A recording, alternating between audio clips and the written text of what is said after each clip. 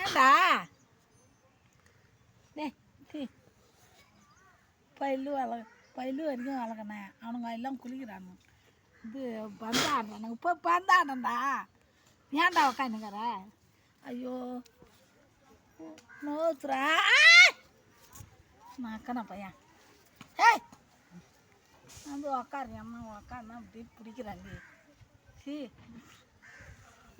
ஏய் நான் போகிறேன்.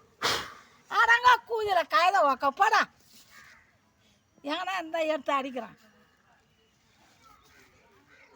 ஐயோ ஐயோ வேதனை பண்ணுறான். போடா டேய் ஐயா